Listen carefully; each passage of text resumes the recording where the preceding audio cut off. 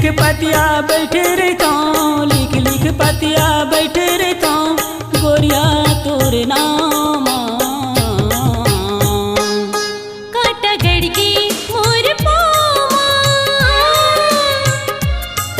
जब आयो तोला देखे बोर छावा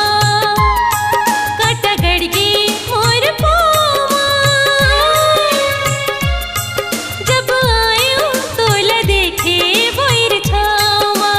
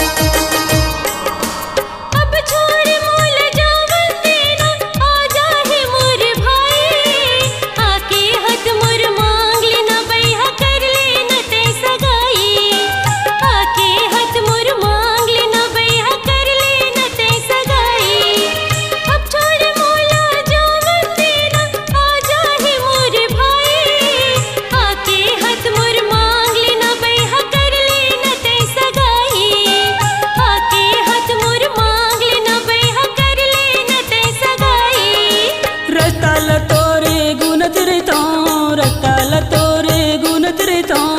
आहू संगी तोरे गामा काटा गड़गी मोर पावा